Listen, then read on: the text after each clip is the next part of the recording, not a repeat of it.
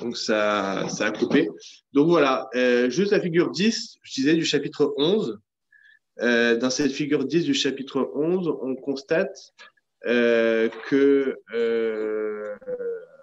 le RCPG, il peut avoir un autre ligand qui s'appelle le photon. Ouais, je suis désolé pour ceux qui sont sur le Zoom, ça a déconnecté, je ne sais pas pourquoi. Désolé.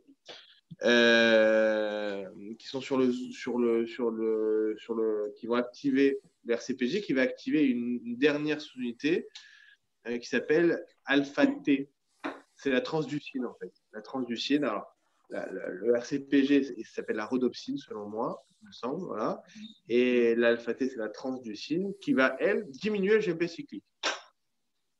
Donc, je vous avais raconté à l'époque comment ça se passait. Il me semble que ici, on est dans un cas où on était dans la nuit.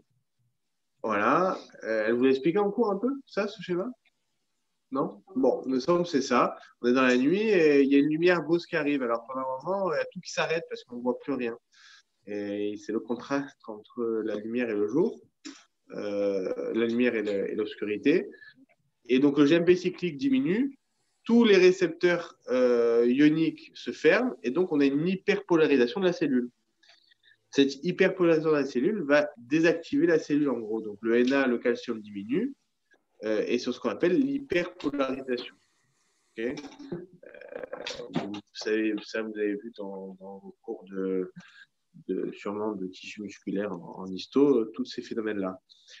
La diminution de calcium va avoir comme effet, et pour retrouver l'état d'équilibre, d'activer une rocoverine, une protéine qui est activée en l'absence de calcium, et qui va avoir comme rôle d'augmenter après le GMP cyclique pour revenir à l'état habituel d'une cellule normale activée par la lumière et d'arriver à voir. Oui.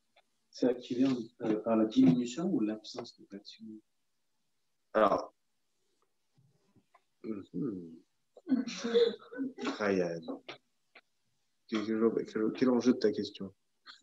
Bah, c'est que c'est différent, c'est-à-dire que c'est une diminution brusque ou d'un seul coup il y a plus de calcium. Il y a une diminution brusque du calcium. Il y a une diminution brusque du calcium et la rocoverine, elle est activée quand il n'y a plus de calcium. Après, est-ce que ça se fait? J'imagine que ça se fait crescendo. C'est pas du jour au lendemain. Ok. Alors, est-ce que vous voulez que je vois avec vous d'autres schémas que vous voulez regarder avant? Ouais, ça c'est très important. Hein. Celle-là. Alors, juste, on va dans le chapitre 9.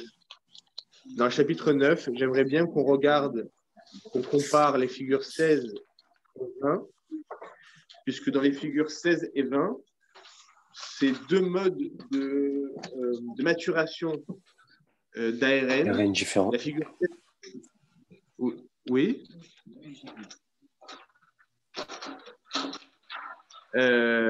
Alors j'aime bien parce que sur le groupe, là, il y en a pas mal qui ne sont pas revenus en fait. Ça s'est déconnecté, ils se sont dit non, je vais...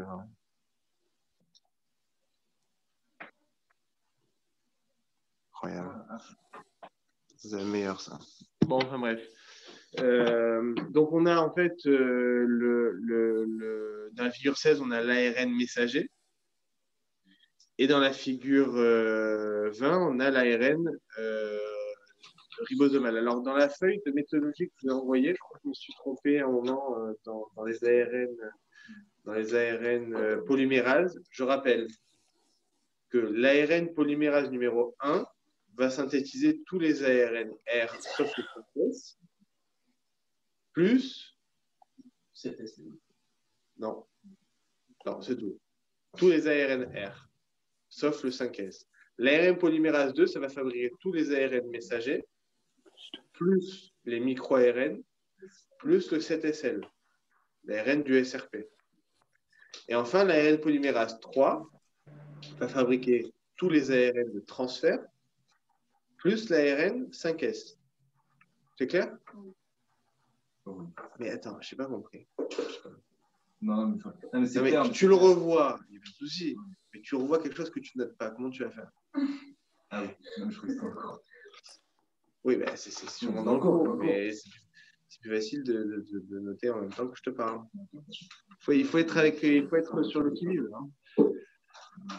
Donc là, par exemple, dans votre figure 19, on voit, par exemple, les deux exemples que je vous ai donnés, c'est que l'ARN polymérase 1 va activer tous les ARN R sauf le 5S, et l'ARN polymérase 3 va fabriquer le 5S. OK? Donc l'ARN polymérase 3 intervient dans le nucléole, l'ARN polymérase 2 intervient dans le nucléoplasme, dans les corps de Cajal. OK? Donc si on prend la figure 16 tout d'abord, on a un ADN, la figure 16, on a l'ADN avec les brins transcrits et non transcrits, les introns, les exons, etc. Et il va se transformer en ARN grâce à l'ARN polymérase numéro 2. À ce moment-là, il devient pré-ARN messager, on lui met une queue poly A, 70% des ARN messagers. Là aussi, j'ai eu questions sur ça cette semaine. Et la coiffe, qui est sur 100% des ARN messagers. Okay? Donc, on a un pré-ARN messager avec intron et exon, okay, qui a été transcrite. Ce pré-ARN messager va subir une maturation grâce à SNURP. Je rappelle que SNURP, c'est un micro-ARN, lui aussi fabriqué par l'ARN polymérase numéro 2, qui va faire en sorte de faire un épissage. Donc, ce terme de épissage, c'est que pour les ARN messagers. Et ça, normalement, avec vos cours du 1, ça doit être clair. Et donc, on a les introns qui dégagent et les exons qui restent en pole position, qui vont être après. Cet ARN messager mature va être, on va lui incorporer des protéines cytosoliques importées. Donc là aussi, on peut vous poser des questions sur ces protéines cytosoliques. Ces protéines cytosoliques parties, quel type de ribosome vous laissez synthétiser? R. Hein?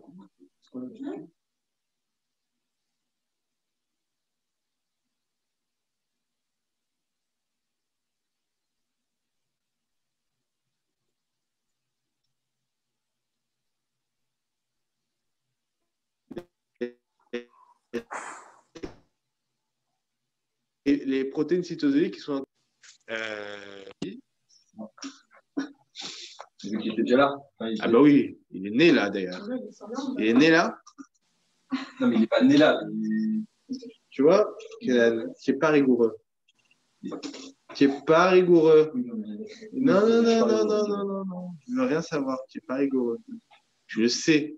Oui, je sais. Eh oui, je sais que tu le sais. C'est ça qui m'énerve. Parce que si tu ne savais pas, je te dis, bon, il ne sait pas, je vais l'apprendre. Mais là, tu le sais, c'est ça qu'il ne faut pas. C'est-à-dire quoi, il est là. Il a été importé. Encore une fois, dans une protéine, quand on voit une protéine n'importe où, il faut savoir son histoire. D'où elle a commencé, comment elle a été. Une protéine que tu vois au niveau de l'ARN messager, forcément, il y a eu un ribosome. Forcément, il y a eu un ARN messager qui a été transcrit, qui s'est retrouvé dans le cytosol. C'est un ribosome libre. Il y a eu un NLS qui l'a amené jusque-là. Elle a été importée avec le RAN GTP, GDP, ce que tu veux. Mais le truc, c'est que d'abord, il était au niveau du noyau. Il y a eu Pas du tout. Qu'est-ce qui était au noyau à la base? Pas le C'était l'ARN. L'ARN, d'accord. Ah, d'accord, oui, d'accord. Et à la base, c'était un spermatozoïde aussi. Ah bah oui. Tu comprends? Non. C'est pour ça que je dis c'est rigoureux. Évidemment, la protéine qui arrive à la base, c'était un ARN messager qui était dans le noyau. Ah oui, mais ça, on va trop loin là. L'ARN messager, il a été d'abord exporté. D'ailleurs, ici, cet ARN messager, quand il est exporté, il passe par les pores nucléaires. Est-ce qu'il a besoin de RAN GTP? Non. Non. Regardez la figure 11 pour en voir la preuve. Dans la figure 11 du chapitre 9, vous voyez qu'il est marqué que tous les RNP ont besoin de RAN GTP, sauf l'ARN messager, qui n'a pas besoin de RAN plus du GTP. Tous les RNP. RNP, c'est justement ce couple entre protéines et ARN messager qui va permettre de sortir. Oui, la RNP, il a besoin, il n'a pas besoin. Regarde, alors lis-le. Lis-le, vas-y. Mettez-le. Ici, en bas. Des ARNS, vas-y. RNA sont inscrits dans le noyau sont transportés sous forme de ribonucléoprotéines. Très bien. Attends. Pourquoi tu viens et on prend le temps, regarde, on répète. Je lis à l'envers. Les ARN S, donc tous les ARN transcrits dans le noyau, sont exportés sous la forme du RNP. Donc ça, c'est important de le savoir. Oui. C'est-à-dire que l'ARN messager, en gros, il ne sort pas tout seul. Oui. Bon, il sort accompagné d'une protéine. Après. Moi, je me dis, vu que c'est ribo, c'est acide ribonucléaire. Ok. Ça ou pas? Je n'ai pas compris. Bon, je comprends. Ok. Ouais. Dans le cytosol. Dans le cytosol, donc il va être exporté dans le cytosol. Oui. Ok. Contrairement aux ARN. Non, ARN. L'exportation des ARN messagers ne fait pas intervenir RAN. Voilà. Donc, tous les ARN T de transfert qui vont transférer les acides aminés, l'ARN R a besoin de RAN GTP, mais l'ARN messager n'a pas besoin de RAN GTP. Ça se fait tout seul si tu veux. Enfin, tout seul. Il y a des exportines, quoi, mais Oui, ça se fait plus ou moins tout seul. Alors, c'est bon? Alors, j'aimerais voir un schéma avec vous que vous adorez. Chapitre 4 ou 5, je ne me rappelle plus. Chapitre 4, et vous allez dans la figure 11. Alors, attendez. Figure 11 du chapitre 4. Il faut voir avec la figure 8 du chapitre 5. Tenez ça ici. Ici, comme ça vous avez vous pouvez tourner une petite page.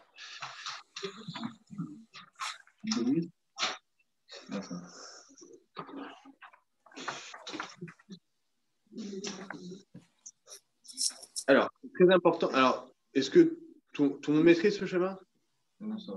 Bon. Alors, pardon? Figure 11. Oui, figure 11. Dans la figure 11, on vous montre les trois possibilités, les trois voies. Pourquoi? Pour qu'un virus, pour que la cellule se défende vis-à-vis d'un virus. OK? Donc, ici, dans ce schéma, il y a trois voies. Il y a une voie qui fait intervenir RIG1 et MAVS. Donc, ça, c'est la voie. Donc, ça, c'est la figure 8 du chapitre 5. OK? Donc, cette voie-là, figure 8 du chapitre 5. Sauf que dans la figure 8 du chapitre 5, il n'y a pas marqué RIG1. Donc, c'est la même chose. On va le voir de suite. Deuxième voie possible, c'est grâce au récepteur TLR. Okay, ce qu'on voit que ici, malheureusement, qui sont dans des endosomes et qui vont permettre justement d'activer les FRT, on va le voir de suite. Soit troisième possible, donc les endosomes, on est dans les endosomes. Et troisième possibilité, on peut activer ces FRT grâce à la protéine STING qui se retrouve dans le RE. Donc, ces trois possibilités, encore une fois, je le répète, de se défendre vis-à-vis d'un virus, aboutit au même principe, c'est qu'on va activer le NF-kappa B, qui va activer des interférons et des protéines pro-inflammatoires, et qui vont activer le système immunitaire. Alors, je ne sais pas si c'est inné ou acquis chaque fois. C'est adaptatif. Adaptatif. Le récepteur, le système immunitaire adaptatif. Bon. D'accord? Donc ici, dans ce schéma, on constate que si on est un virus enveloppé, vous les connaissez les virus enveloppés? C'est quoi le virus enveloppé, par exemple? La grippe. Pardon? Ceux qui ont une capside. Sur une capside, mais c'est quoi? Est-ce que le virus de la grippe fait partie du virus enveloppé? Oui. Oui. Alors oui. Il y a le sida aussi. Le virus du sida aussi, a priori. Alors, le virus du sida aussi, ce sont des virus enveloppés. Alors, on va le voir. Regardez le dernier schéma du chapitre 7. Dernier schéma du chapitre 7. C'est qu'il y a deux manières. Il y a deux manières d'activer, de rentrer, excusez-moi, voilà, figure 26 du chapitre 7. 29, excusez-moi. 26, c'est à l'envers. Soit on est un virus de la grippe, donc ça c'est un virus enveloppé. Après, dire que le virus du sida c'est un virus enveloppé, c'est pour moi c'est un peu faux, quoi. Enfin, c'est un virus enveloppé aussi? Dans ce chapitre-là, c'était enveloppé, mais avec fusion. Ah, d'accord, c'est un virus enveloppé, mais qui rentre dans la membrane, dans la cellule par fusion. Ok, j'admets. Mais dans tous les cas, ces virus-là, dans cette figure 29, on voit comment ils rentrent, comment ils infectent la cellule, ça on le voit. Mais dans notre figure 11, je reviens du chapitre 4, on voit comment la cellule se défend. Donc, dans ces virus enveloppés, des virus à enveloppés qui rentrent par fusion, donc par exemple le virus du sida, qu'on vient de voir à l'instant, eh ben, l'ARN viral peut, grâce au truc de double brin, là, dsRNA, peut activer RIG1, qui va activer MALT, qui se retrouve dans la membrane externe de la mitochondrie, qui va pouvoir activer le NF-kappa B. Et du coup, la stomatite, elle est enveloppée ou pas? Je ne sais pas, est-ce que c'est marqué dans votre cours que c'est enveloppé Oui, ça va au pôle basolatéral. A priori, oui, il n'y a pas de raison que ce ne soit pas enveloppé, puisqu'il sort par par apocrinie, il y a une capside. Je pense que oui. Je pense que oui. Donc, deuxième possibilité, on utilise les TLR, que ce soit l'ARN viral ou l'ADN viral pour les virus, les microvirus enveloppés ou non, okay, qui rentrent par endocytose. Donc, le premier qui rentre par fusion, l'autre qui rentre par endocytose, comme le virus de la grippe d'ailleurs. Et troisième possibilité, encore une fois, on active grâce à l'ADN viral, Sting. Okay, où vous voyez Sting apparaît ici? Dans les MAM, très bien. C'est quoi les MAM? Les MAM.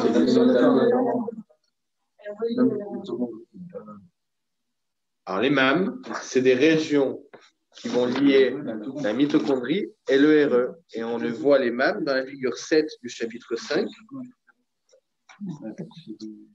Et on voit que Sting, il a qui est dans le RE, a un rapport étroit avec MAVS, qui est dans la membrane externe de la mitochondrie. Okay, donc, ça se fait ici, le lien des MAM. Okay. Juste une question bête. Mitofusine, c'est quoi? Et c'est quoi? Protéine G monomérique?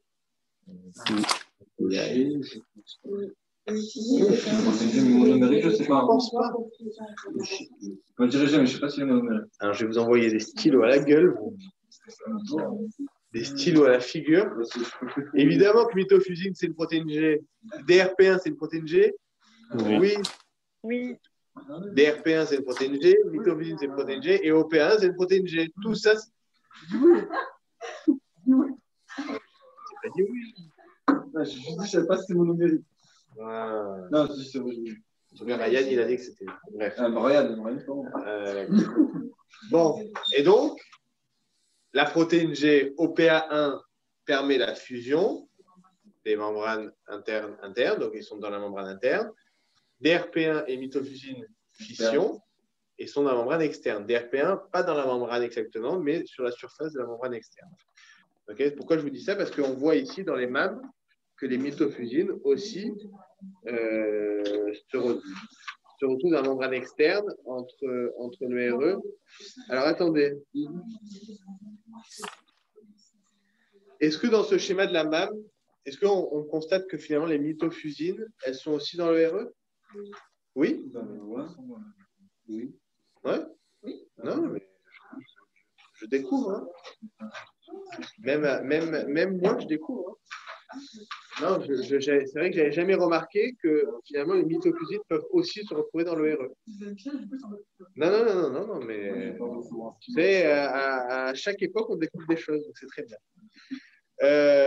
Dernière chose, la figure 8, donc juste en dessous, c'est exactement le même schéma qu'on a vu un peu plus développé avec un virus qui rentre par endocytose, un virus à ARN ici, soit par endocytose, soit par fusion, d'accord? Donc soit un virus de la grippe, soit un virus du sida, par exemple, qui va libérer son ARN puisqu'il était dans un endosome. Il va se dupliquer, se répliquer en dsRNA qui va activer RIG. Okay, RIG qui va activer MAVS et MAVS qui va activer le NF-kappa-B. Alors, comment MAVS active le NF-kappa-B? Sûrement qu'il va activer. C'est un IKB, ça. Pardon? C'est un IKB. IKB. IKB. Non, mais Ouais, si tu tombes sur un grec, il va te dire mais c'est kappa, c'est pas K. Ah bah ouais. Les initiales. Ah bah voilà. En plus, c'est K, c'est ton nom. Marlowe. Donc, comment MAVS fait pour faire dégager le NF-kappa-B? Probablement qu'il va activer une kinase qui va phosphoryler le I-kappa-B, qui va le faire dégager. Le I-kappa-B, vous voyez qu'il va être polyubiquitinidé. Attention, est-ce qu'on peut avoir une monoubiquitination ici? Non. Vu qu'après ça va un problème. Justement, parce que la monoubiquitination, c'est que lorsqu'il y a endocytose. Okay, puisque l'ubiquitine joue aussi un rôle d'endocytose, la monopublication peut se retrouver lors d'une endocytose. Ce n'est pas obligatoire, mais peut se retrouver. En fait, Rigain, c'est un truc que je ne savais pas comment. Est-ce que Rigain il est activé avant qu'il y ait le DSR-RNA ou à ce moment-là, le DSR-RNA, il va se tirer une balle dans le pied, il va activer RIG1. D'accord, le DSR-RNA qui active. Exactement. C'est le DSR-RNA qui va activer, je ne sais pas comment et pourquoi, qui va activer le RIG1. Le NF-kappa-B donc, va découvrir un NLS qui va l'amener à travers les ports nucléaires. Donc là aussi, on peut imaginer qu'il y a des importines alpha, importines bêta. Est-ce que RAN intervient? Oui. Est-ce que RAN fait partie du trimère? Non. OK. Est-ce que RAN GTP intervient dans... Eh ben, regarde la figure 11 du chapitre 9. Regarde la figure 11. Ça, j'ai répété 20 fois, ça. Hein. Non, mais ça, oui, d'accord. Non, en haut. Mais dis 11. Non, je dis 11. Regarde. Tu vois que la protéine avec le NLS, avec un portine alpha, un portine bêta. Ouais, tu vois tout ça? Est-ce que tu vois RAN? A priori, non. Et elle va rentrer à travers le port central. Voilà, elle va descendre. Et là, RAN intervient. Il y a marqué le carré GTP. Là, il intervient. Là, fait partie, oui, Donc, il intervient pour faire dégager le bêta. Et donc, c'est là qu'on dit que finalement, RAN GTP intervient, mais ne fait pas partie du trimère. Le trimère en haut, il ne fait pas partie du trimère lors de l'importation. Le trimère, protéine, protéine alpha, bêta. Et alors, fais-moi le plaisir. Kenan, il va nous lire l'encadré en haut, enfin en bas. Oui, lui, ça bien. S'il vous plaît. Il va lire. Ce transport fait intervenir en plus de la protéine importée des importines alpha et bêta. Point. Oui. Vas-y. Ainsi que la protéine G monomérique RAN. Voilà, alors vas-y. Donc on dit, là, quand on dit cette phrase, on dit la protéine G RAN fait partie du complexe. Oui. On va voir, oui. Un complexe d'importation trimérique se forme dans le cytoplasme et se dissocie dans le nucléoplasme grâce à la protéine monomérique RAN. Donc là où j'étais pas d'accord, c'est RAN, ce qu'elle fait, c'est qu'elle dissocie ce. Voilà, trimère. exactement. Mais ce trimère-là, il n'y a pas RAN. Il y a la protéine alpha, la protéine bêta et la protéine. Parce qu'en fait, dans le truc, c'est que vu que je regardais ici. Non, mais ça, c'est quand elle revient. Ça, c'est l'exportation, ce n'est pas l'importation. À droite du schéma, c'est l'importation. Après, le recyclage de la bêta. Mais là, ce que tu vois, c'est quand la protéine alpha, elle revient. Donc là, il y a, évidemment, pour rentrer, il y a tout le temps RAN GTP. Pour rentrer. Pour sortir du nucléoplasme. Pour sortir du nucléoplasme, il faut RAN GTP. Et pour rentrer, il n'y a pas de... Ah oui, il y a RAN GTP, GDP, que pour l'exportine. Vous voyez l'exportine, quand elle re-rentre, tout à gauche du schéma, l'exportine, quand elle re-rentre, il y a RAN GTP. Donc, c'est pas un RAN GDP. Donc, c'est pas parce que dans le trimère, il n'y a pas de RAN GDP qu'il n'y en a pas du temps. OK. Donc là, pourquoi je vous dis ça? Parce que dans le schéma où il y a le NF-kappa-B qui rentre à travers les ponts nucléaires, on peut vous poser ce genre de questions. OK? Bon, semaine prochaine, cours ici à la même heure. La même heure. Et alors?